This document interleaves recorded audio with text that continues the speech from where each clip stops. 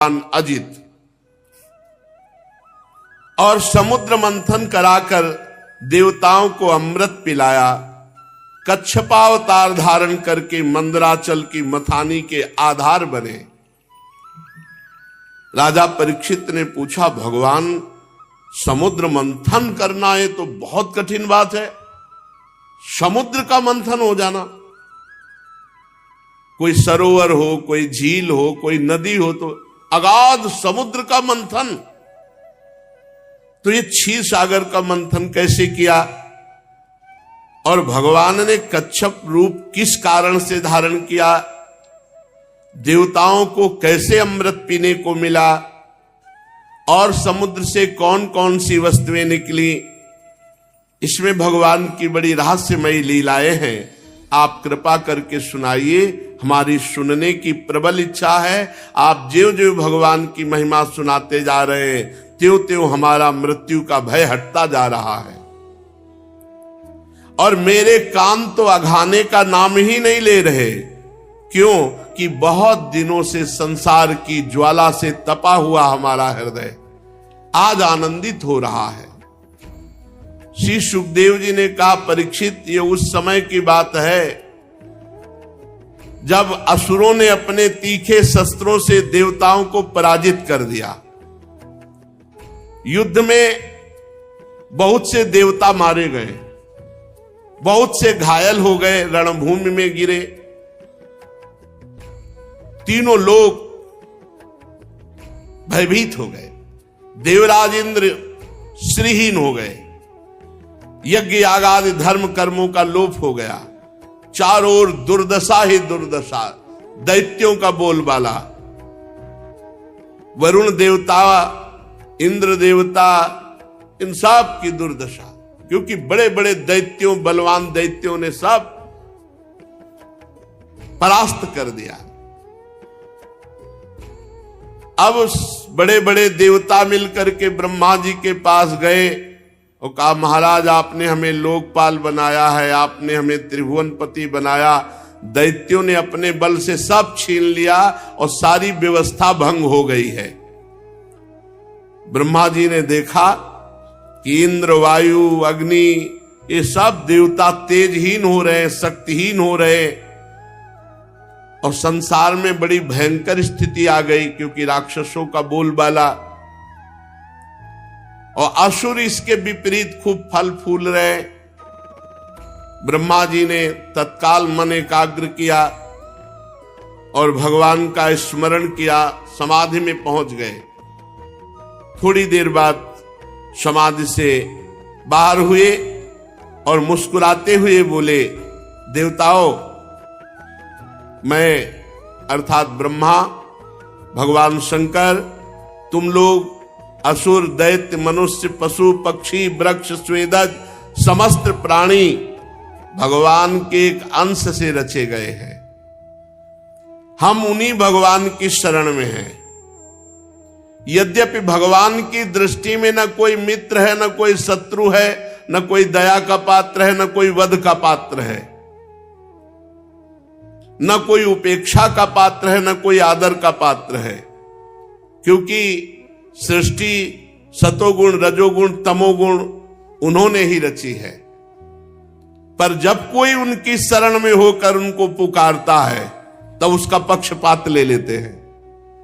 भगवान किसी का पक्षपात नहीं करते, पर जब कोई शरण में होकर उनको पुकारता है, तो भगवान उसका पक्षपात ले लेते हैं। इसलिए जगत गुरु परमात्मा भगवान श्री हरि की शरण ग्रहण करो। वही हमें उपाय बताएंगे कि दैत्यों से कैसे जीतेंगे। भगवान ब्रह्मा जी देवताओं को साथ लेकर भगवान अजित के निज धाम वैकुंठ लोक में गए। वहां जाने पर कुछ नहीं दिखाई दिया। वैकुंठ में जाने पर कुछ नहीं दिखाई दिया किसी भी देवता को। तब ब्रह्मा जी ने स्तुति की। वैकुंठ में पहुंचने पर भी कुछ नहीं दिखाई दिया। जैसे वृंदावन आने पर भी आप क्या देख पा रहे हैं, यहां दिव्य लीला हो रही, ब्रह्मा जी ने स्तुति की, अविक्रियम सत्यमनंतमाद्यम गुहाशयम निष्कल मप्रतर्कम मनोग्रयानम वचसा निरुक्तम नमामहे देववरम वरेण्यम। हे निर्विकार परमात्मा, हे सत्य भगवान, हे अनंत भगवान, हे आदि पुरुष, हे सबके हृदय में अंतर्यामी रूप से विराजमान अखंड अतर्क, आपको नमस्कार है। मन जहां जहां जाता है, ये साधक के लिए बहुत बढ़िया बात है, पकड़ ले। मन जहां जहां जाता है उसी उसी रूप में वहां आप पहले से ही विद्यमान हैं। इसलिए जहां जहां मन जाए वहीं भगवत भाव करके प्रणाम करो, मन एकाग्र होने लगेगा।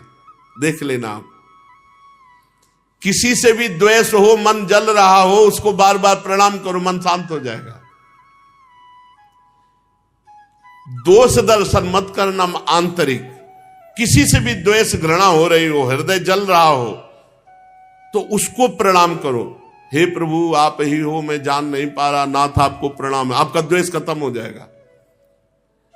जहां जहां मन जा रहा है वहीं वहीं भगवान की भावना से प्रणाम करो, मन एकाग्र हो जाएगा। देख लो, करके देख लेना। मन जहां जहां जाता है वहां वहां आप पहले से ही विद्यमान रहते हैं। प्रभु वाणी आपका वर्णन नहीं कर सकती। आप सबके आराधनीय स्वयं प्रकाश है। हम सब आपके चरणों में नमस्कार करते हैं।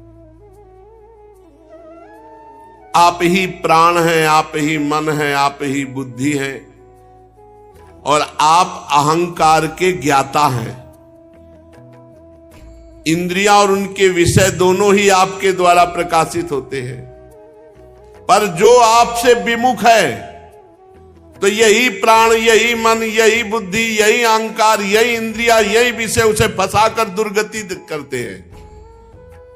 अज्ञान छा जाता है जो आपसे विमुख है, और जो आपके सन्मुख है उनमें ज्ञान प्रकाशित हो जाता है। तो यही प्राण, यही मन, यही बुद्धि, यही अहंकार, यही इंद्रिया, यही विषय भगवत प्राप्ति का हेतु हो जाते हैं। समझो, भगवान के सन्मुख होना, भगवान का नाम जप करना, भगवान की शरण में होना, सब मंगल हो जाता है। प्रकृति के विकार मरने जीने वाले शरीर से अज्ञान के कारण ममता होती, इस शरीर से। और इस शरीर से जिसकी ममता है वो भगवत भाव से रहित होता है, उसमें भगवत भाव नहीं होता। शरीर की ममता वाले में, देह भाव वाले में भगवत भाव नहीं होता, और भगवत भाव वाले में देह भाव नहीं रहता। जीव के दोनों पक्ष, अविद्या और विद्या, ये आप में नहीं है। आप विद्या और अविद्या दोनों से परे हैं। आप अविनाशी सुख स्वरूप हैं। प्रभु हम आपकी शरण ग्रहण करते हैं। ये जीव माया से मोहित होकर अपने वास्तविक लक्ष्य से भटक गया है। सब भटके हुए, कोई बिरला ऐसा है जो भगवान में चित्त जोड़े, नहीं तो भगवान से चित्त हटकर संसार में ही लगाए। संसार में चित्त लगने का मतलब है भटकना। ऋषिगण, बड़े बड़े देवता, बड़े बड़े सत्वगुण संपन्न, ये बाहर भीतर सब जगह खोजते रहते हैं आपको, पर आपकी कृपा के बिना वो आपको नहीं प्राप्त कर सकते। जैसे हम वैकुंठ में आ गए पर वैकुंठ में कुछ नहीं दिखाई दे रहा, आपकी कृपा से ही देखा जा सकता है पक्का। यही प्रिया प्रीतम खेल रहे, यही है, पर देखो कहां दिखाई दे रहे। वैकुंठ पहुंच गए, वैकुंठ में पहुंच गए ब्रह्मा जी, पर वहां कुछ नहीं दिखाई दिया। भगवान की स्तुति की, भगवान को प्रसन्न करने के लिए स्तुति की। कहा प्रभु बक्षा स्थल से लक्ष्मी जी प्रकट हुई है, आपकी छाया से पितृगण प्रकट हुए हैं और छाती से धर्म प्रकट हुआ है और पीठ से अधर्म प्रकट हुआ है, सिर से आकाश प्रकट हुआ है, बिहार से अप्सराएं प्रकट हुई है। हे परम ऐश्वर्यशाली भगवान, आप हम पर प्रसन्न हो। जिनके अधर से लोभ, ऊपरी ओठ से प्रीति, नासिका से कांति, स्पर्श से समस्त पशुओं की, भौं से यमराज की, नेत्र के रोमों से काल की उत्पत्ति हुई, ऐसे परमेश्वरशाली भगवान हम पर प्रसन्न हो। प्रभु, आप योग माया के पति हैं। संपूर्ण ये अनंत ब्रह्मांड उसी माया के द्वारा प्रकट हुए हैं। हम शरणागत हैं, हम चाहते हैं कि आप हमें दिखाई दें। आप कृपा करो, मैं अपने इन्हीं नेत्रों से आपके धाम को देखना चाहता हूं। दर्शन कराइए प्रभु, ये आवरण हटा दीजिए। ये देहाभिमानी दुख भोगने वाले जीव चाहे जितना परिश्रम और क्लेश करे, पर आपसे विमुख होकर कभी वो सुखी नहीं हो सकते। विफलता हाथ लगती है। परंतु जो विवेकी चतुर जन है, वो आपका भजन करते हुए अपने सारे कर्म आपको समर्पित कर देते हैं, तो उनको परिणाम सुख मिलता है और भगवान की प्राप्ति होती है। भगवान को समर्पित किया हुआ छोटे से छोटा कर्म भी महान फल देने वाला होता है। इसीलिए कहते हैं कर्म समर्पण करो। प्रभु, आपकी आराधना विश्व की आराधना है। जैसे बड़े वृक्ष की जड़ में पानी चढ़ा दे तो छोटी छोटी डालियां और फूल पत्तों को सींचना नहीं पड़ता, ऐसे आपकी आराधना, आपकी उपासना पूरे विश्व की उपासना है, पूरे विश्व की। इसीलिए प्रिया प्रीतम की उपासना करने वाले को कल एक उपासक जो भगवान शंकर और पंच देवताओं की आराधना अभी तक करते थे, सत्संग सुना तो प्रिया प्रीतम की उपासना करने लगे। तो वो कल बहुत संकट में थे कि हम डर रहे हैं कि कहीं गणेश जी नाराज ना हो जाएं, कहीं भगवान शंकर नाराज ना हो जाए, क्योंकि पहले उनकी आराधना करते थे, अब प्रिया प्रीतम की आराधना करते हैं। तो इस बात से समझ लो कि पहली बात तो भगवान शंकर की कृपा से ही ये आपको सुनने को मिला। जा पर कृपा न करें पुरारी, सो न पाओ मुनि भगत हमारी। और दूसरी बात यह है कि भगवान श्री कृष्ण चंद्रजू की आराधना से पूरे विश्व की आराधना हो जाती है। जैसे मूल में जल चढ़ा दो तो सर्वत्र पहुंच जाता है, ऐसे गीता जी के 15वें अध्याय में लिखा, ऊर्ध्व मूल मधा शाखा मस्वत्तम प्राहुरभ्यम। भगवान सबके मूल है। देखो देखो कैसी सुंदर बात कही। जे ही ब्रह्मा जी ने स्तुति की कि हे नाथ, हम आपके धाम के और आपके दर्शन करना चाहते हैं, तो जे ही स्तुति पूर्ण हुई तो मानो करोड़ करोड़ सूर्य एक साथ प्रकट हो गए हो। ऐसा तेज, सब चौंधिया गए। ब्रह्मा जी, बड़े बड़े देवता, सबकी आंखें चौंधिया गई। आकाश, दिशा, पृथ्वी, शरीर कुछ नहीं दिखाई दिया। केवल भगवान शंकर और कुछ कुछ ब्रह्मा जी, इनके नेत्र खुले रहे, तब देखा वैकुंठ धाम। सोचो आप, इनको वैकुंठ धाम देखने के लिए भगवान ने दिव्य नेत्र दिए। और ये तो वृंदावन धाम है, प्रेम धाम। यहां रज रानी वृंदा सखी कृपा करें तभी वृंदावन झलके, नहीं तो वृंदावन में रहते हुए भी ईंटे पत्थर देख रहे हैं, कहां वृंदावन दिखाई दे रहा, कहां प्रिया प्रीतम दिखाई दे रहे। फिर देखा कि वैकुंठ धाम में मरकतमणि के समान स्वच्छ श्यामल शरीर, कमल के भीतरी भाग के समान सुकुमार, नेत्रों में लाल लाल डोरियां, चमकते हुए सुनहले रंग का रेशमी पीतांबर, सर्वांग सुंदर, शरीर के रोम रोम में प्रसन्नता फूट पड़ रही है। धनुष के समान टेढ़ी भौहें, बड़ा ही सुंदर मुख, सिर पर महामणिमय किरीट, भुजाओं में बाजूबंद, कानों में झलकते हुए कुंडलों की चमक पड़ने से कपोल और भी सुंदर दमक रहे हैं। मुख कमल खिला हुआ, कमर में करधनी की लड़ियां, हाथों में कंगन, गले में हार और चरणों में नूपुर शोभायमान थे। वक्षा स्थल पर श्रीवत्स चिन्ह, गले में कौस्तुभ मणि बनमाला ये धारण किए हुए थे।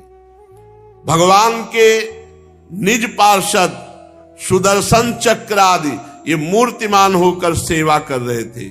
सभी देवता पृथ्वी पर गिरकर साष्टांग दंडवत किया।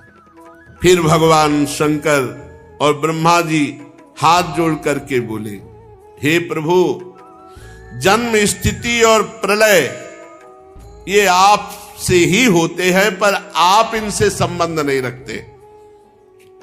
जो प्राकृत गुणों से रहित मोक्ष स्वरूप परमानंद के महान समुद्र हैं, सूक्ष्म से भी सूक्ष्म है, जिनका स्वरूप अनंत है, ऐसे ईश्वरशाली प्रभु हम लोग बार बार आपको नमस्कार करते हैं। हे पुरुषोत्तम,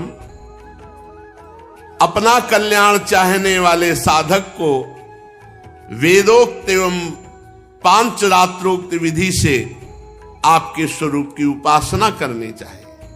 प्रभु, विश्वमय स्वरूप में आप व्याप्त है, पर आपकी कृपा के बिना कोई नहीं देख सकता।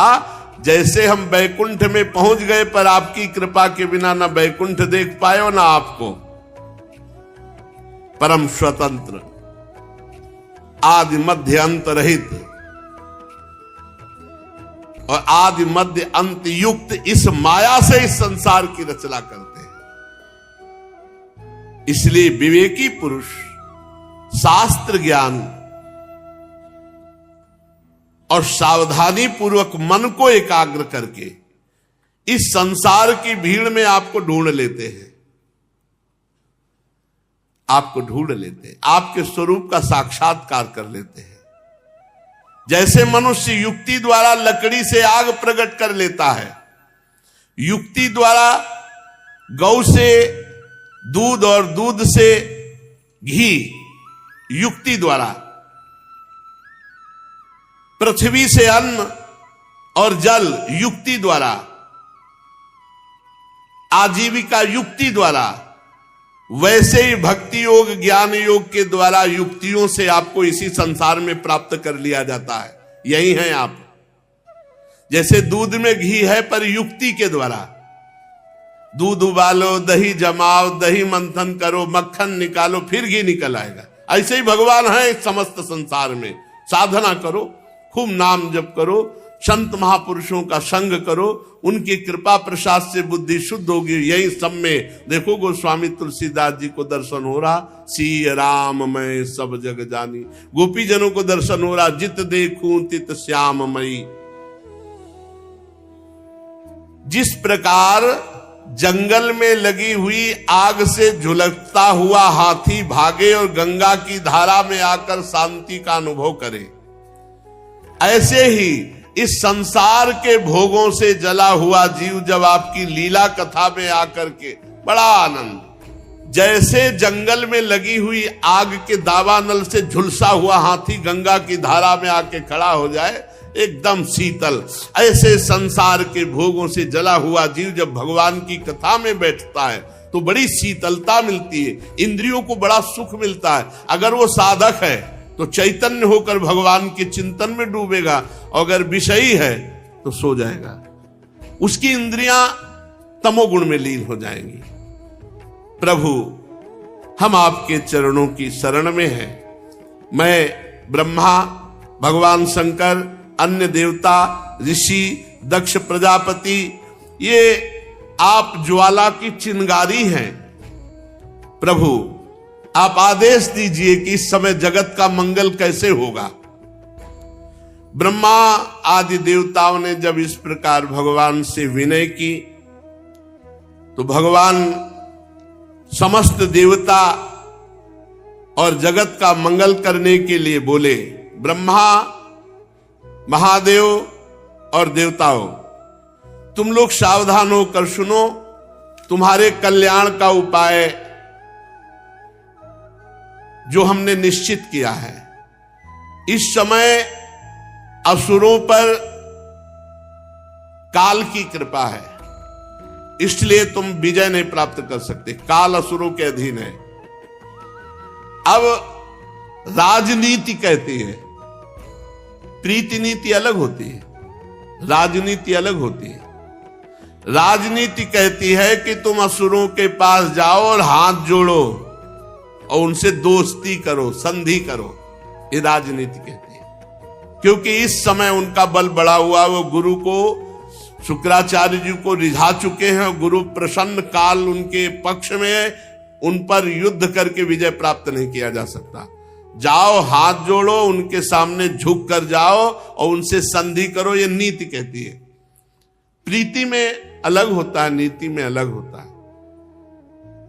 जब विभीषण जी आए तो भगवान ने राजनीति की रक्षा करने के लिए सुग्रीव से पूछा कि क्या किया जाए, ये विभीषण आया है।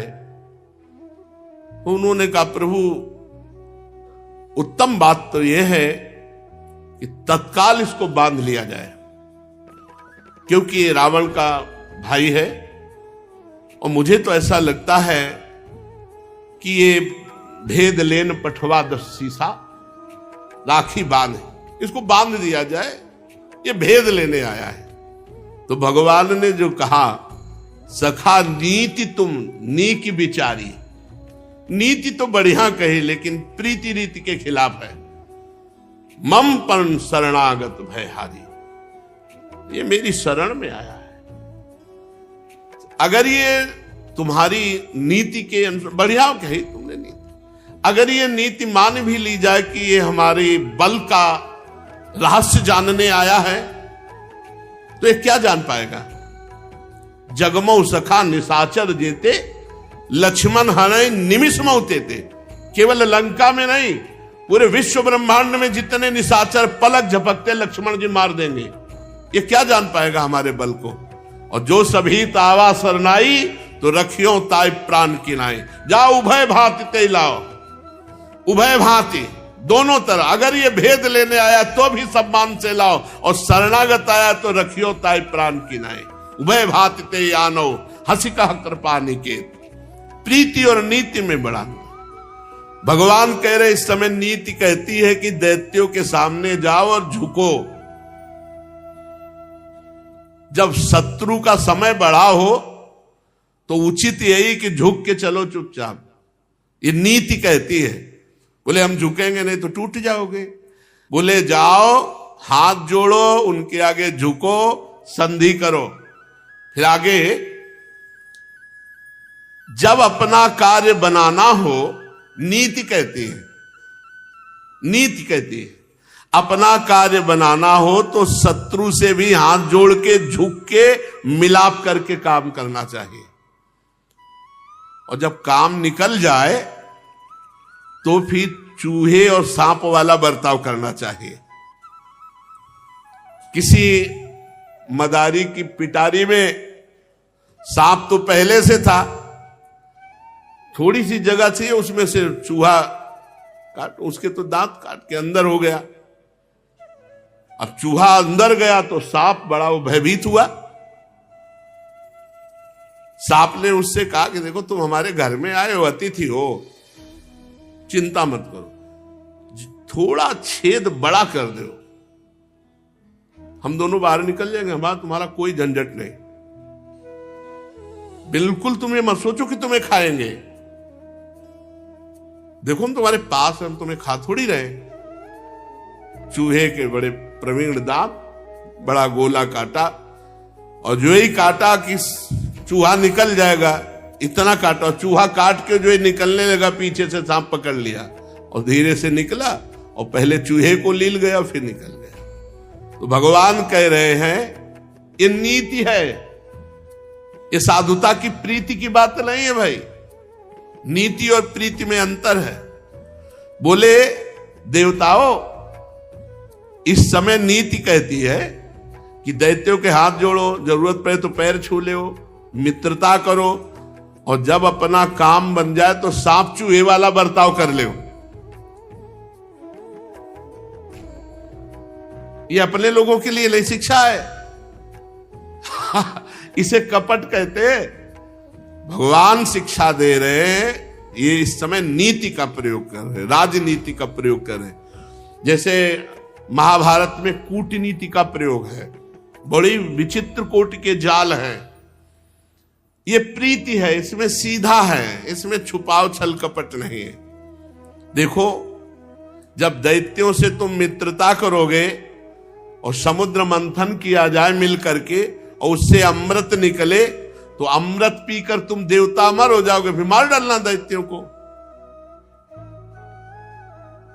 तो प्रभु क्या करना होगा अमृत मंथन के लिए? बोले क्षीर सागर में पहले लताएं, औषधियां, ये हम सब बताएंगे, वो लताएं, वो औषधियां सब डालो, मंदराचल की मथानी, वासुकी नाग की रस्सी, और मेरी सहायता से समुद्र मंथन करो। चलो, आलस्य प्रमाद का त्याग करो।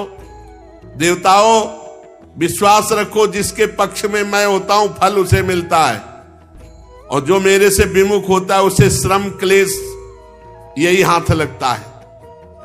असुर लोग जो जो शर्त चाहे वो शर्त स्वीकार कर लेना, शांत रहना, क्रोध मत करना, हाथ जोड़ना, झुक के रहना। भगवान ने काम बनाना हो तो शत्रु के सामने ऐसे झुक के रहो, भगवान ने आदेश किया। देखो, सबसे पहले समुद्र मंथन में कालकूट विष निकलेगा, तुम घबराना नहीं। समुद्र में और भी वस्तुएं निकलेंगी, लोभ मत करना, मैं जिसको इशारा करूं वही लेगा। और वो वस्तु ना मिले तो क्रोध मत करना, झगड़ा बीच में मत शुरू कर देना, नहीं मारे जाओगे जब तक अमृत ना निकले। भगवान ने पक्का देवताओं को किया। अब देवाधिदेव भगवान श्री हरि का आदेश, और उसी समय बैकुंठ और बैकुंठनाथ सब अंतर्ध्यान हो गए, फिर दृष्टि में नहीं आए। ये बात समझो, भगवान का ये दिव्य धाम है वृंदावन धाम, ये महापुरुषों के सामने प्रकट हुआ है। अगर हम उसी पद्धति से चलेंगे तो हमारे को भी प्राप्त होगा। और नहीं, प्रगट वृंदावन पकड़े रहो, ये पहुंचा देगा दिव्य वृंदावन। प्रगट वृंदावन को पकड़े रहो, ये दिव्य वृंदावन में पहुंचा देगा। उसी समय अंतर्ध्यान हो गए सब जो थे, उसी दिशा को प्रणाम किया जिधर श्री भगवान वैकुंठनाथ। कौन उनकी लीला को समझ सके? ब्रह्मा शंकर आज बार बार उधर नमस्कार किए और अपने लोकों को चले गए। अब देवताओं के साथ देवराज इंद्र बिना अस्त्र शस्त्र के बलि जी की सभा में जब देखा दैत्य सेनापतियों ने कि बिना अस्त्र शस्त्र के वो हाथ जोड़े आ रहे हैं, तो एकदम सब खड़े हो गए और बंदी बनाने के लिए। लेकिन दैत्यराज बलि सबको रोक दिया कि पहले देख रहे हो कोई अस्त्र शस्त्र नहीं, हाथ जोड़े नम्रता से, तो बंधन में डालने की आवश्यकता, क्या बात करते हैं। उन्होंने दैत्यों को रोक दिया। देवता इंद्र के साथ बलि के समीप पहुंचे। तीनों लोकों के स्वामी बलि असुर सेनापतियों से सुरक्षित सिंहासन पर बैठे थे।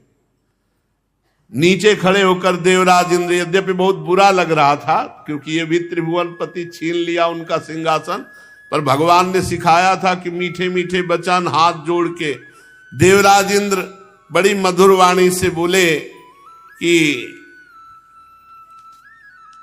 हम दोनों मिल जाते हैं और मिल करके समुद्र मंथन करते हैं, उसमें बड़ी बड़ी दिव्य वस्तुएं निकलेंगी और अमृत निकलेगा, फिर अमृत बांट कर पी लेंगे।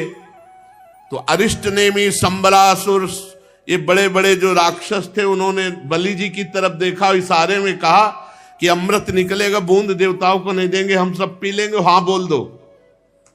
और भगवान उधर बोल चुके थे कि बूंद उधर नहीं मिलेगा, सब तुम्हें पिला देंगे, जाओ तुम हाथ जोड़ो। तो जिधर भगवान उधर विजय। देवता और असुरों ने आपस में संधि के दस्तखत कर लिए, समझौता हो गया। मित्रता हो गई। अब सब मिलकर अमृत के लिए, समुद्र मंथन के लिए उद्योग करने लगे। भगवान ने जो जो औषधियां लता बताई थी वो उखाड़ उखाड़ कर समुद्र में डाली गई। अब देवता और दैत्य मथानी, मंदराचल पहाड़ सब उखाड़ करके पहाड़ को चलने की कोशिश किए। फिसल गया पहाड़ तो पहाड़ ही है। हजारों लाखों देवता दैत्य चटनी हो गए। मंदराचल पर्वत सबके उत्साह भंग हो गए कि अब तो समुद्र मंथन नहीं हो पाएगा। भगवान वहां प्रकट हुए, अजित भगवान। मंदराचल पर्वत को ऐसे उठाया, जो पिसे हुए देवता दैत्य थे, अमृत दृष्टि से देखा, उनको जीवित किया। सबके हाथ पैर जो टूट गए थे वो भी सब पुनः सही हो गए। भगवान ने कहा सब उत्साह पूर्वक, अरे अभी तो कुछ नहीं हुआ, चलो। इंद्र आदि देवता भी सब हार गए थे। भगवान ने उन सबको भी शक्ति प्रदान की। पूरा समुद्र मंथन भगवान से हो रहा है। स्वर्ण का था मंदराचल पर्वत।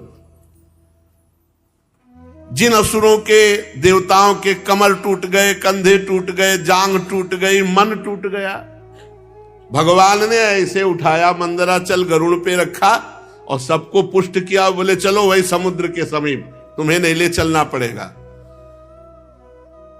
देखते देखते खेल खेल में भगवान ने मंदराचल को समुद्र पे उतार दिया। अब नागराज वासुकी को कहा, देखो समुद्र मंथन में अमृत निकलेगा, तुमको भी पिलाएंगे, तुम रस्सी बन जाओ, लिपट। वासुकी ये नागराज है, भगवान शेष जी के भाई हैं, महान बलशाली है। वासुकी नाग की रस्सी बनाई गई। अब मंदराचल की मथानी और समुद्र मंथन के लिए उद्यत हुए। भगवान ने इशारा किया देवताओं को, मुख की तरफ लगो, मुख की तरफ। देवता मुख की तरफ लग गए। असुरों ने कहा ये तो बेइज्जती हमारी, सांप के पूंछ का निकृष्ट भाग होता है, हम पीछे थोड़ी लगेंगे, हम कोई नीची ओली हैं। छोड़ दिया, समुद्र मंथन नहीं होगा। भगवान ने देवताओं से कर लगो, विवेक का प्रयोग किया भगवान ने, यहां विवेक का। सांप के मुंह से जे भी रगड़न होगी तो विष निकलेगा, तो सब झुलसेंगे। तो भगवान ने पहले देवताओं, तो उन्होंने समझा मुख श्रेष्ठ होता है, इसीलिए देवता लगे। बोले समुद्र मंथन नहीं होगा, या तो हम मुख की तरफ लगे। भगवान ने कहा लगो लगो, मुख की तरफ लगो। देवताओं से कहा आ जाओ, पीछे आ जाओ, पीछे आ जाओ। देवता पूंछ पकड़ लिए। दैत्यों ने कहा देखो, ऊंचे वंश में हमारा जन्म हुआ है, सबसे बड़े वीर हम हैं, इसलिए श्रेष्ठ भाग हमारा। भगवान ने कह दिया था जो कहे वही मानते जाना। देवता चुपचाप खड़े हो गए पूंछ की तरफ, बड़े प्रसन्न हुए देवता, बच गए। अभी मंथन शुरू हो गया तो इनके फणों से विष निकलेगा। बड़े बड़े असुरों के भुजाओं और देवताओं की दैवी शक्ति से युक्त होकर मंदराचल जीव ही घुमाया जाने लगा, त्यों ही समुद्र में डूबने लगा।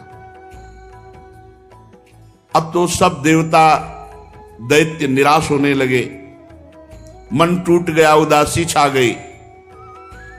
भगवान ने तुरंत कच्छप रूप धारण किया। भगवान का एक कच्छप अवतार है, विशाल काय भगवान की पीठ। समुद्र में प्रवेश करके मंदराचल के नीचे जाकर कच्छप भगवान अपनी पीठ में मंदराचल ले लिया। भगवान की शक्ति अनंत है, वे सत्य संकल्प हैं, उनके लिए कौन सी बड़ी बात है। देवता और असुरों ने देखा कि मंदराचल ऊपर उठने लगा, तब फिर से उत्साहित होकर समुद्र मंथन किया। भगवान कच्छप की पीठ का विस्तार कितना था? 1,00,000 योजन, क्योंकि 10,000 योजन चौड़ा और लंबा तो मंदराचल है। 1,00,000 योजन भगवान कच्छप की पीठ। 1,00,000 योजन तक फैली हुई अपनी पीठ पर मंदराचल घूम रहा है, तो भगवान को ऐसा सुख हो रहा है जैसे कोई पीठ खुजला रहा हो। बड़े बड़े देवताओं में दैवी शक्ति और असुरों में आसुरी शक्ति भगवान ने प्रवेश की। फिर मंदराचल को घुमाया जाने लगा। भगवान की पीठ में मानो खुजली हो रही हो, ऐसे मंदराचल लगता है। समुद्र मंथन भगवान के बल से हुआ। देवताओं में दैवी शक्ति, असुरों में आसुरी शक्ति, वासुकी नाग में निद्रा, नीचे कच्छप रूप से, ऊपर 1000 सहस्त्रबाहु रूप से ऊपर भी दबाए हुए हैं। ये देवता नहीं जान रहे। पर्वत के ऊपर 1000 भुजाएं धारण करके ऊपर से भगवान उसे आकाश में ब्रह्मा शंकर इंद्र आदि भगवान के ऊपर पुष्पों की वर्षा कर रहे हैं। इस प्रकार भगवान पर्वत के ऊपर सहस्त्राबाहु रूप से 1000 भुजाएं धारण करके नीचे को दबा रहे हैं, नीचे कच्छप रूप से ऊपर को उठा रहे हैं। देवताओं में दैवी शक्ति, असुरों में आसुरी शक्ति, पर्वत में दृढ़ता, वासुकी में निद्रा, स्वयं भगवान के द्वारा ही समुद्र मंथन हो रहा है। अब तो भगवत बल से उन्मत्त होकर मंदराचल को बड़े वेग से घुमाया गया, समुद्र मंथन शुरू हुआ। उस समय समुद्र और उसमें रहने वाले मगर, मछली आदि जीव क्षुब्ध हो गए। नागराज वासुकी के हजारों कठोर नेत्र मुखों से, श्वासों से विष की ज्वाला निकलने लगी। उससे पौलोम काल के बलि, इलवल आदि असुर निस्तेज हो गए, जलने लगे। ऐसे जान पड़ते थे मानो दावानल से झुलसे हुए साखू के पेड़ खड़े हों। देवताओं में भी ताप आया। वासुकी नाग के श्वास की लपटों से देवता भी निस्तेज होने लगे। वस्त्रमाला, कवच, मुख ये सब झुलस गए। भगवान ने तुरंत प्रेरणा की, मेघ छा गए और वर्षा होने लगी, जिससे फिर बल आया दैत्यों में और देवताओं में। समुद्र मंथन फिर जोर से शुरू हुआ। पहले समुद्र मंथन में विष निकला, विष। ध्यान रखो, जब कोई साधन मार्ग में चलता है तो पहले विष पीना पड़ता है। यम ही न व्यथ्यन्ते ते पुरुषम पुरुषर्षभ सम दुखा सुखाधीरम स्वमृतत्वाय कल्पते। जो इस विष को पीता है, सुख दुख को समान भाव, मान अपमान, निंदा स्तुति, काम क्रोध लोभ, ये सब विष हैं। इनको जो पीता है वही अमृत पद का अधिकारी होता है। भगवान मेघ के समान सांवले शरीर पर सुनहला पीतांबर, कानों में बिजली जैसे चमकते हुए कुंडल, सिर पर मुकुट, घुंघराले बाल, नेत्र लाल लाल रेखाओं से युक्त, गले में बनमाला सुशोभित, संपूर्ण जगत को अभय दान करने वाले विश्व विजयी भगवान अजित ने अपने भुजदंडों से वासुकी नाग को पकड़कर जे ही मंदराचल की रफ्तार बढ़ाई, ते भी खलबली मच गई। मछली, मगर, सांप, कछुए भयभीत होकर ऊपर आ गए। तिमिंगल आदि मत्स्य, समुद्री हाथी, ग्राह व्याकुल हो गए। जे ही ऐसा मंथन हुआ कि सबसे पहले ऊपर हलाहल नामक अत्यंत उग्र विष निकला। अब वो समुद्र मंथन से निकला हुआ विष 10 दिशाओं में फैलने लगा। इससे सारी प्रजा मर जाएगी, सब प्रकृति भस्म हो जाएगी, ऐसा ये विष है। भगवान अजित ने कहा, भगवान शंकर की शरण में चलो। पहले निकले हुए इस हलाहल नामक विष से भगवान सांब सदाशिव ही बचाएंगे। भगवान शंकर सती जी के साथ कैलाश पर्वत पर विराजमान थे। बड़े बड़े ऋषि मुनि उनके वचन सुन रहे थे। भगवान शिव उपदेश कर रहे थे। तीनों लोकों को अभ्युदय और मोक्ष के लिए बड़े बड़े ऋषि मुनि उनकी आराधना करते हैं भगवान शिव की।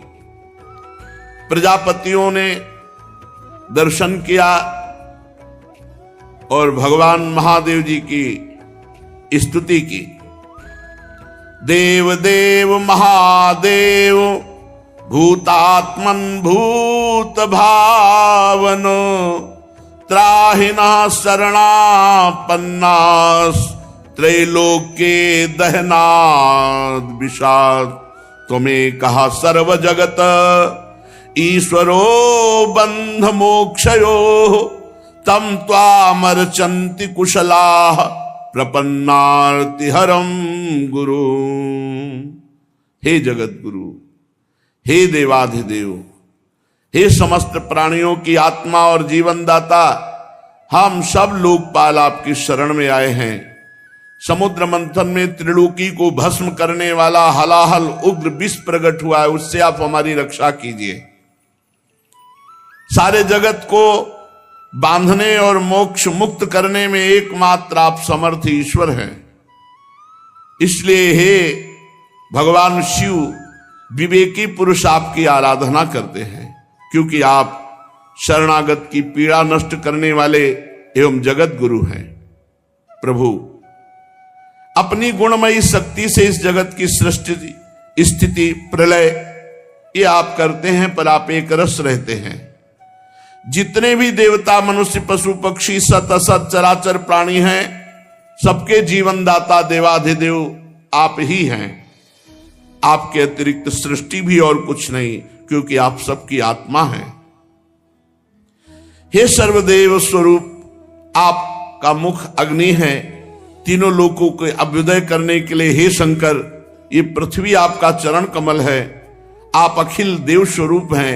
ये काल आपकी गति है, दिशाएं कान हैं, वरुण रसेंद्री हैं, आकाश नाभ है, वायु श्वास है, सूर्य नेत्र है, जल वीर है। आपका अहंकार नीचे ऊंचे सभी जीवों का आश्रय है। चंद्रमा मन है, प्रभु स्वर्ग आपका सिर है। वेद स्वरूप भगवान, समुद्र आपकी कोख है, पर्वत हड्डियां हैं, सब प्रकार की औषधियां, घास आपके रोम हैं, गायत्री आदि छंद आपकी सातों धातुएं हैं, और सभी प्रकार के धर्म आपके हृदय हैं। हे स्वामिन, सद्योजात आदि 5 उपनिषद ही आपके तत्पुरुष अघोर, सद्योजात, वामदेव, ईशान नामक 5 मुख हैं। प्रभु, इस कार्य कारण जगत से परे, माया से परे आप हैं। आपकी महिमा को ब्रह्मादि भी जानने में समर्थ नहीं। हम लोग तो केवल आपके इस लीला बिहारी शिव रूप को देख रहे हैं, आपके परम स्वरूप को हम नहीं जानते। हे महेश्वर, यदि आपकी लीलाएं अव्यक्त हैं, फिर भी संसार कल्याण करने के लिए परम कारण स्वरूप आप लीला करते हैं। प्रभु, आप प्रजा बड़े संकट में है, इस हलाल विष का कुछ इंतजाम कीजिए।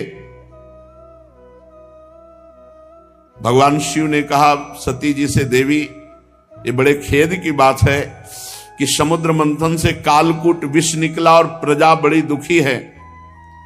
इसलिए हमें समस्त प्रजा की रक्षा करनी चाहिए। मेरा कर्तव्य है, ये मेरी शरण में आए हैं, मैं इन्हें निर्भय कर दूं, क्योंकि जिसके पास शक्ति है, सामर्थ्य है, तो आए हुए शरणागत के दुख को मिटाना उसका धर्म बनता है।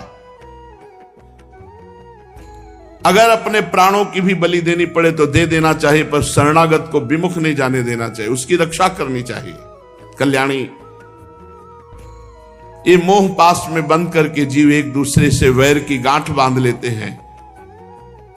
ऐसे अज्ञानियों पर जो कृपा करके उन्हें भगवत मार्ग में लगाता है, उनकी रक्षा करता है, उस पर भगवान श्री कृष्ण बहुत प्रसन्न होते हैं। और जब भगवान श्री कृष्ण प्रसन्न हो जाते हैं तो मैं, ब्रह्मा, चराचर जगत उसके ऊपर प्रसन्न हो जाता है। जहां पर कृपा राम की हुई, ता पर कृपा करे सब कोई। इसलिए मैं प्रजा के कल्याण के लिए इस विष को पीऊंगा। विश्व के जीवनदाता देवाधिदेव महादेव भगवान शंकर इस प्रकार सती देवी से कहकर विष को लेने के लिए तैयार हो गए। माताजी बड़ी कृपालु हैं और जानती भगवान शिव के प्रभाव को। उन्होंने अनुमोदन किया, हां प्रभु, ऐसा ही करना चाहिए। भगवान शंकर ऐसे करके आकर्षण किया और पूरे समुद्र मंथन से निकले हुए विष को अपने हाथ में ले लिया। और उसको पी गए। पीकर हृदय में नहीं जाने दिया, यही गले में रोक लिया। पूरा श्याम गौरवर्ण का गला, पूरा श्याम वर्ण का, इसीलिए भगवान का एक नाम पड़ा नीलकंठ। भगवान शंकर का वो भूषण हो गया नीलकंठ। देवादिदेव भगवान शंकर सबकी कामना पूर्ण करने वाले हैं। उनका एक कल्याणकारी अद्भुत कर्म सुनकर दक्ष कन्या सती ब्रह्मा जी भगवान श्री हरि बहुत उनकी स्तुति की, प्रशंसा की। जब भगवान शंकर विष पान कर रहे थे तो 1-2 बूंद विष टपक गया। उसी से जितने भी विषैले जीव जंतु, विषैली औषधियां हैं, वो सब हैं। 1-2 बूंद टपक गया, उससे हैं। पूरी सृष्टि में इतना विष है, वो 1-2 बूंद से अगर पूरा विष तो भस्म कर देता त्रिलोकी को। महादेव जी गले में आज भी रोके हुए हैं। भगवान शंकर ने विष पी लिया तो समस्या का समाधान हो गया। देवता और असुर बड़ी प्रसन्नता से समुद्र मंथन करने लगे। फिर समुद्र मंथन से कामधेनु प्रकट हुई। कामधेनु समस्त कामनाओं को पूर्ण करने वाली है। भगवान इशारा जिसे देते वही उसे स्वीकार करता। भगवान ने देवताओं को इशारा किया, कामधेनु देवताओं ने ले ली, जो ऋषियों के अग्निहोत्र के काम में आएगी। ब्रह्मलोक तक यज्ञ के उपयोगी पवित्र घी दूध आदि पहुंचाने के लिए ब्रह्मवादी ऋषियों को देवताओं ने कामधेनु प्रदान की। इसके बाद उच्चैश्रवा नामक घोड़ा निकला। उसे महाराज दैत्याधिपति बलि जी को दिया गया।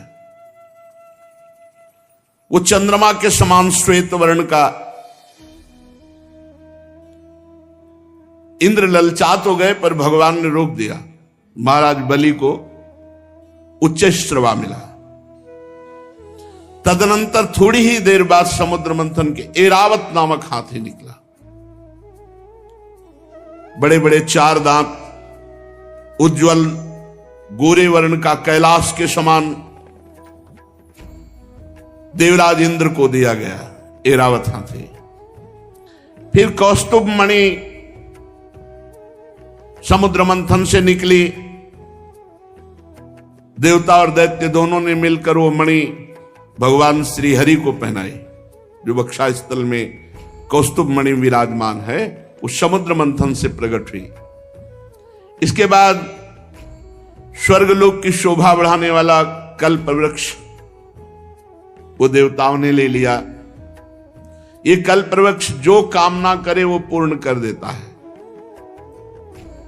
इसके बाद अप्सराएं प्रकट हुई, जो सुंदर वस्त्रों से सुसज्जित, गले में स्वर्णहार पहरे हुए रंभा आदि, अपनी मनोहर मुस्कान, चाल, विलास भरी चितवन से देवताओं के भी चित्त को चुराने वाली तो देवताओं को दी गई। अप्सराएं देवताओं को दी गई। कल्पवृक्ष देवलोक में। इसके बाद शोभा की मूर्ति स्वयं भगवती लक्ष्मी देवी प्रकट हुई समुद्र से। ये भगवान की नित्य शक्ति है। जे भी वे प्रकट हुई तो बिजली किसी कांति छा गई, 10 दिशाएं चकाचौंध हो गई। ऐसा सौंदर्य, ऐसा उदार स्वरूप, ऐसा रूप रंग कोई भी नहीं था जो ये ना चाहता हो कि लक्ष्मी जी हमें मिले। आज भी सभी चाहते लक्ष्मी जी हमें मिले। देवता, असुर, मनुष्य, कोई भी ऐसा नहीं था जिसके हृदय में ये चाह ना आ गई हो कि लक्ष्मी जी हमें मिले। तत्काल इंद्र अपने हाथों से उनके बैठने के लिए विचित्र सिंहासन ले आए। श्रेष्ठ नदियों ने मूर्तिमान होकर के अभिषेक के लिए सोने के घड़ों में भर भर कर पवित्र जल ला दिया। पृथ्वी ने अभिषेक के योग्य सब औषधियां दी। गौओं ने पंचगव्य और बसंत ऋतु ने चैत्र वैशाख में होने वाले सब फूल फल उपस्थित कर दिए। इन सामग्रियों से ऋषियों ने विधि पूर्वक लक्ष्मी जी का अभिषेक किया। गंधर्व गान कर रहे हैं, अप्सराएं नृत्य कर रही हैं, बादल सदे होकर मृदंग डमरू ढोल नगारे नरसिंगे शंख वेणु वीणा ये जोर जोर से वाद्य बजा रहे हैं। भगवती लक्ष्मी देवी का अभिषेक हुआ और सुंदर पोशाक धारण की हुई सिंहासन पर विराजमान हैं। दिग्गज कलशों से उनका स्नान करा रहे हैं। वेद में ब्राह्मण वेद मंत्र पढ़ रहे हैं। समुद्र ने पीले रेशमी वस्त्र उनको पहनने के लिए दिया। वरुण ने वैजंती माला समर्पित की। प्रजापति विश्वकर्मा ने भांति भांति के गहने दिए। सरस्वती जी ने मोतियों का हार, ब्रह्मा जी ने कमल, नाग ने 2 कुंडल अर्पित किए। इसके बाद लक्ष्मी जी कमलों की माला लेकर किसके गले में डाले चली। लक्ष्मी जी के मुख की ओर देखकर जब वो मंद मंद मुस्कुराती हुई चल रही थी, उनकी पायजेब बज रही थी, कोई ऐसा नहीं था जो ललचा न गया हो लक्ष्मी जी हमें मिले। पर वो चाहती थी जो हमें चाहे ना उसको हम वरण करें। निर्दोष हो जिसके हृदय में चाह न हो, उत्तम गुणों से नित्य युक्त हो, उसे मैं अपना आश्रय बनाऊंगी। लक्ष्मी जी ने देखा गंधर्व यक्ष असुर सिद्ध चारण देवता सब चाह कर रहे हैं। किसी को शर्त है जो चाह न करता हो, निर्दोष हो, अविनाशी हो, नित्य हो, ये सब भगवान में है। वे मन ही मन तपस्वियों की तरफ देखकर कहा, इन्होंने क्रोध पर विजय नहीं प्राप्त किया। ज्ञान तो है परंतु अनासक्त नहीं है। कोई महत्वशाली है परंतु वो काम को नहीं जीत सका। किसी में ऐश्वर्य बहुत है पर वो ऐश्वर्य किस काम का जब दूसरों का आश्रय लेना पड़े। किसी में धर्माचरण है तो प्राणियों के प्रति प्रेम का पूरा वर्ताव नहीं। त्याग है पर केवल त्याग से ही थोड़ी मोक्ष हो जाएगा, तत्वबोध होना चाहिए। किन्हीं किन्हीं में वीरता है पर वो भी काल के पंजे के बाहर नहीं है। कुछ महात्मा ऐसे हैं जो विषयासक्त नहीं है परंतु अद्वैत समाधि में तल्लीन है। किसी किसी ऋषि की आयु बहुत लंबी है परंतु उनका सील मंगल मेरे योग्य नहीं। किसी का सील मंगल है तो आयु का ठिकाना नहीं। लक्ष्मी जी ने सबको देखा पर कहीं भी चित्त नहीं टिका। जब भगवान के ऊपर दृष्टि गई तो उन्होंने कहा, ये मुझे चाहते नहीं, ये हमें पसंद आए पर ये हमें नहीं चाहते। पर सोच विचार करके भगवान के ही गले में जयमाला डाल दी, अजित भगवान के, क्योंकि समस्त सद्गुण नित्य निवास करते श्री भगवान में। लक्ष्मी जी के एकमात्र आश्रय भगवान श्री हरि है। इसी से उन्होंने भगवान श्री हरि का वर्ण किया। लक्ष्मी जी ने भगवान के गले में नवीन कमलों की सुंदर माला पहना दी, जिसके चारों ओर झुंड के झुंड मतवाले मधुकर गुंजार कर रहे थे। इसके बाद लज्जापूर्ण भाव से देखा और सूक्ष्म रूप धारण करके भगवान के वक्षा स्थल में विराजमान हो गई, श्री लांछन चिन्ह के रूप में। जगत पिता भगवान ने जगत जननी समस्त संपत्तियों के अधिष्ठात्र देवता श्री लक्ष्मी जी को अपने वक्षा स्थल पर निवास दिया, हृदय में। उसी समय शंख तुरही मृदंग बाजे बजने लगे, गंधर्व गाने लगे, अप्सराएं नृत्य करने लगी। ब्रह्मा रुद्र अंगिरा आदि प्रजापति पुष्प वर्षा करते हुए भगवान के दिव्य मंत्रों द्वारा स्तुति की। देवता प्रजापति प्रजा सभी की तरफ लक्ष्मी जी ने कृपा दृष्टि से देखा तो सब निहाल हो गए, सब आनंदित, सब सुखी हो गए। पर लक्ष्मी जी ने दैत्य और दानवों की उपेक्षा कर दी, तब वो बहुत उत्साहहीन हो गए और लोभी हो गए। भगवान ने समुद्र मंथन करवाया तो अब निकली बहुत ही सुंदर वारुणी देवी।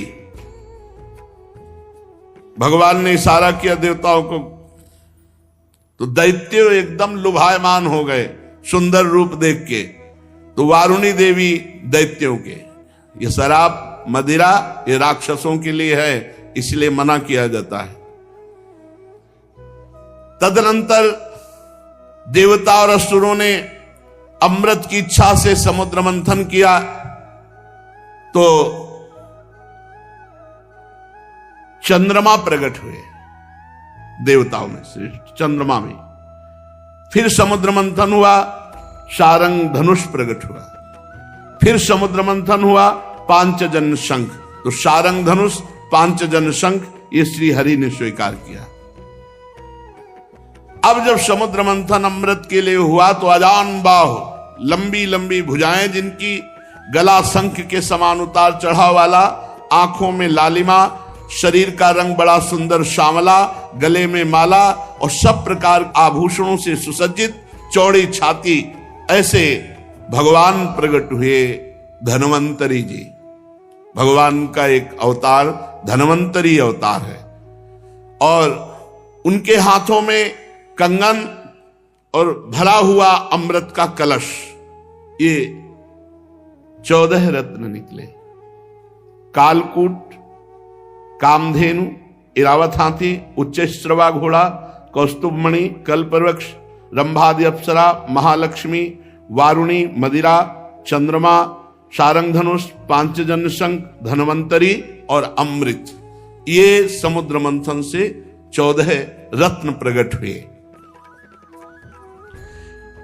आयुर्वेद के प्रवर्तक, यज्ञ भोक्ता भगवान धन्वंतरी, दैत्यों ने देखा कि उनके हाथ में अमृत कलश, आप तो किसी के आदेश की कोई परवाह नहीं, कूद पड़े और जबरदस्ती धन्वंतरी जी के हाथ से अमृत का कलश छीन लिया और भाग पड़े।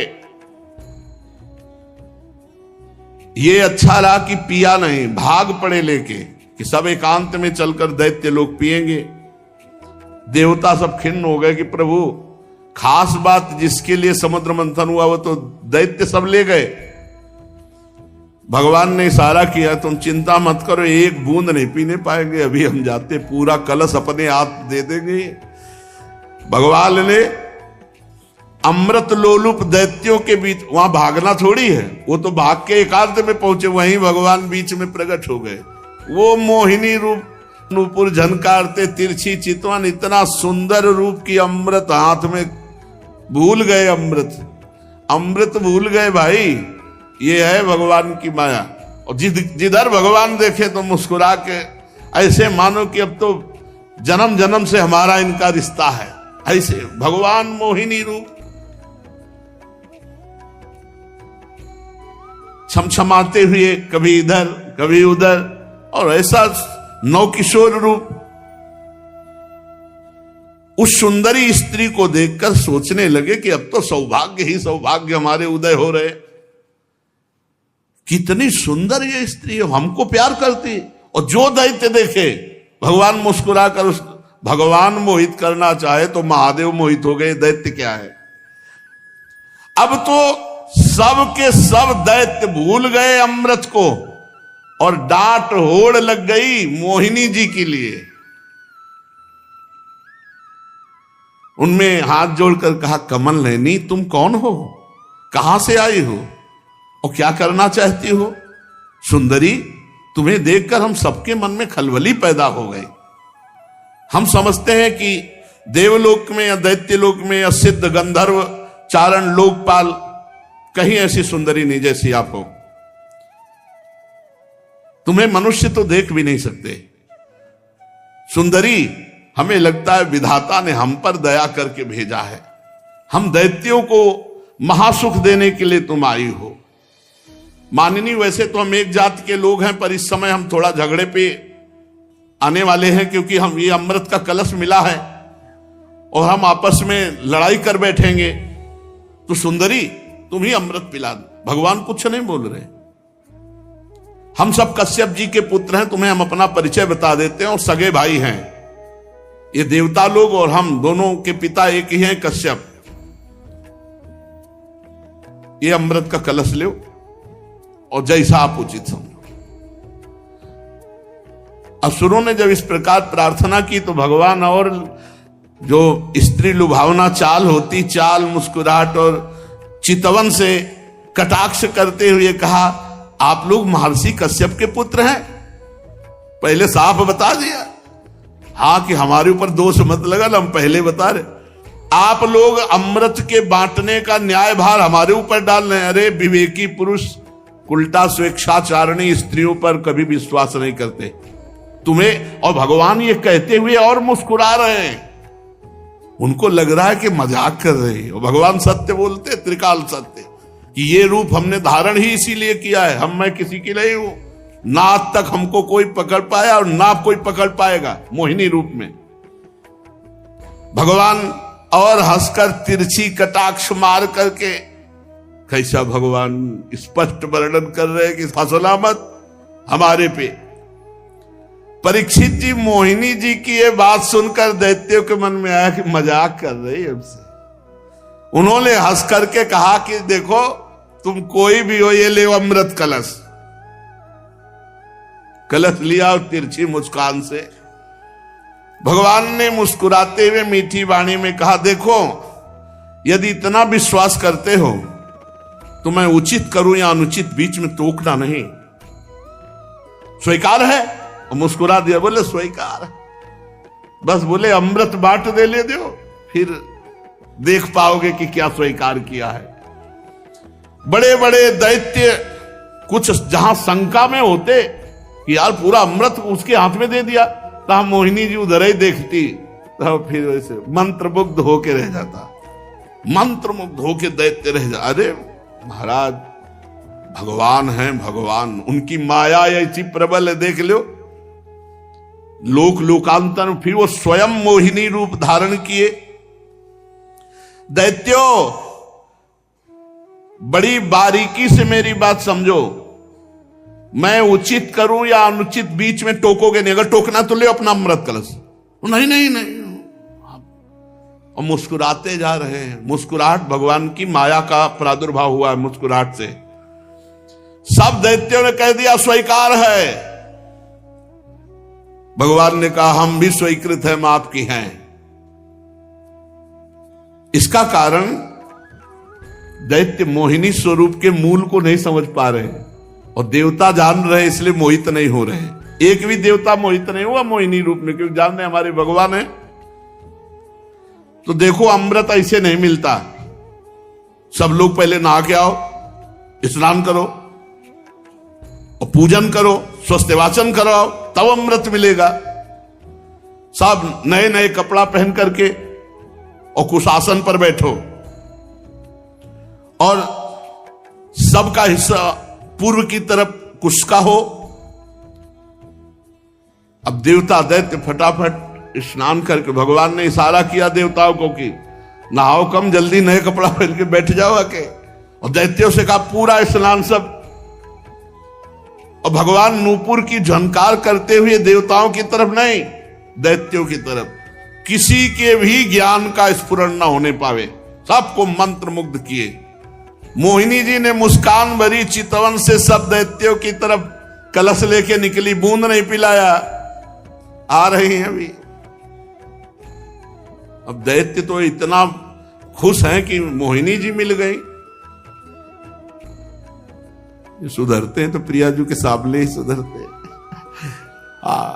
कर जो पीक दाली लिए खड़े याद, जो निकुंज बड़े सीधे नहीं तो बड़े टेढ़े महाराज, ये बहुत टेढ़े हैं। इनको अब ये अगर सीधे कहीं मिलते हैं ना तो प्रियाजू के सामने यहां वृंदावन में भोले भाले एकदम सीधे, एकदम महाराज जगत पिता भगवान हैं और वो मोहित कर रहे हैं।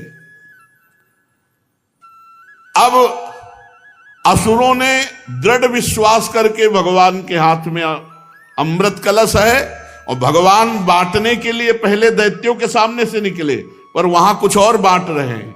मुस्कान चितवन देवता पूर्ण विश्वास किए हुए कि मैं भगवान की शरण में हूं, भगवान परम मंगल करेंगे।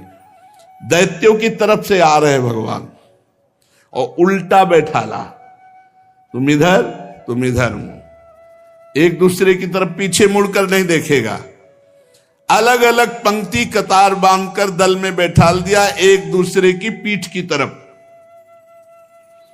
दैत्यों के पास से ऐसे गए मुस्कुराते हुए, और ये अमृत वो है जिसमें बुढ़ापा नहीं आता, कोई रोग नहीं होता, कोई शोक नहीं होता। अरे देवताओं को, पर वो भी भयभीत रहते हैं। और भगवान नाम रूपी जो अमृत पी ले तो भवरोग से मुक्त होकर देवलोक भी जो जहां छोटा पड़ जाए ऐसा आनंद देवलोक में क्या आनंद है। वहां तो पुण्य क्षीणे मृत्यु लोके विसंति भगवत धाम नामामृत राधा नाम सुधारसम।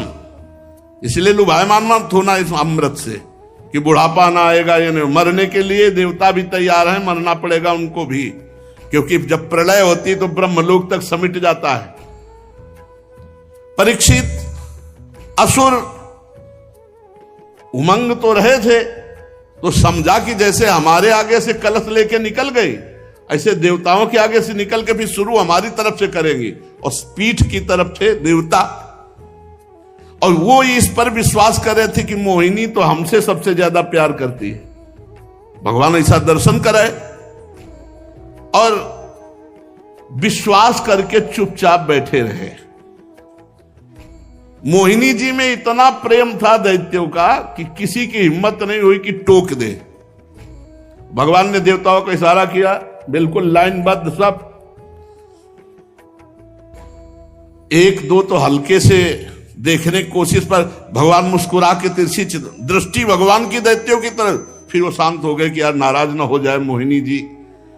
अब मोहिनी जी सबको अपने नेत्रों की दृष्टि में बांधे हुए और देवताओं को अमृत पिलाते चले जा रहे हैं।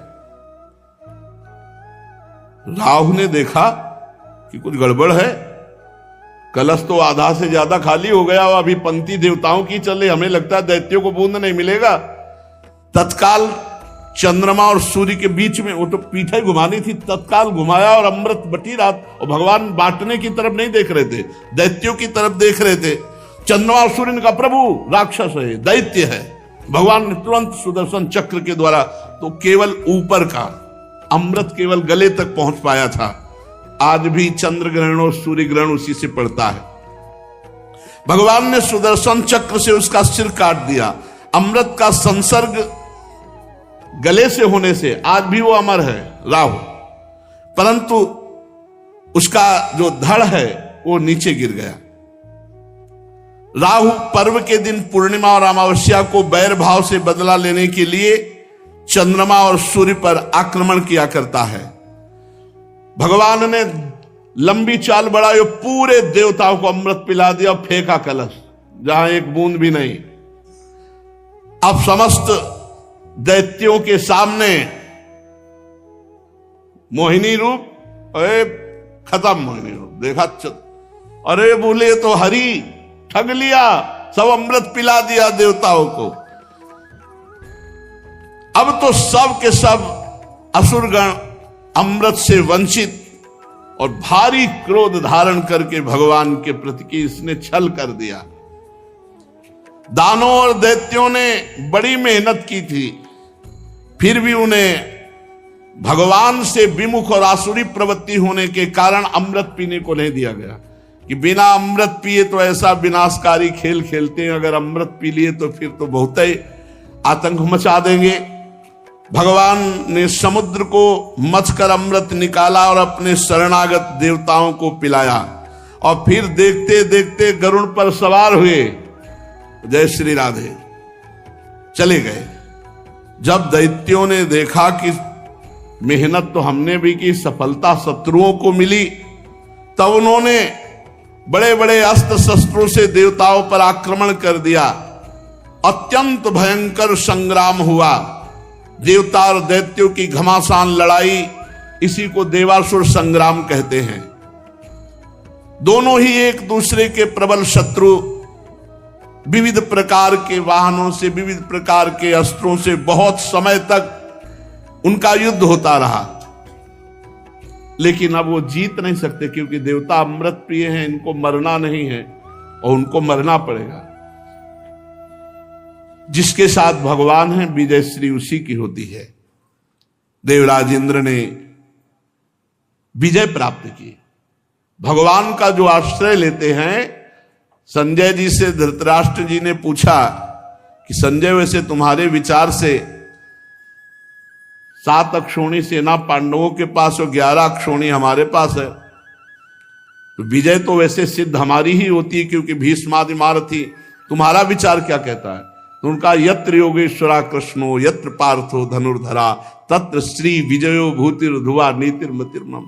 जहां भगवान श्री कृष्ण है और जहां भगवान के शरणागत अर्जुन है वहीं विजय होगी। यद्यपि देवता बड़े बलशाली, पर अमृत पीने के बाद तो और बलशाली, और शुक्राचार्य जी संजीवनी के प्रभाव से दैत्यों को जिला देने वाले, पर भगवान का बल अमोघ है जो देवताओं के पक्ष में, इसलिए देवासुर संग्राम में देवताओं की विजय हुई। जो ये समुद्र मंथन लीला भगवान की कृपा से देवताओं की विजय लीला सुनता है उसके पाप नष्ट हो जाते हैं, भगवान के चरणों में भक्ति होती है और भगवान का कृपा बल उसको प्राप्त होता है। शेष चर्चा आगे। श्री राधा वल्लभ लाल की जय। तो राधे राधे जी, श्री हरिवंश। हमें पूरी उम्मीद है कि आप लोगों को पूज्य महाराज जी का आज का ये सत्संग बहुत ही ज्यादा पसंद आया होगा और आपको इस सत्संग से काफी कुछ सीखने को भी मिला होगा। तो आपको इस सत्संग के अलावा और किसी भी विषय के बारे में अगर कुछ भी महाराज जी की वाणी में जानना हो तो आप लोग हमें नीचे कमेंट्स करके जरूर बताइए। हम आने वाली वीडियो में आप लोगों के उस प्रश्न को लेकर महाराज जी का नया सत्संग अपलोड कर देंगे ताकि आप लोगों को अपने भक्ति मार्ग में बहुत ही ज्यादा आसानी मिले। तब तक के लिए राधे राधे, श्री हरिवंश।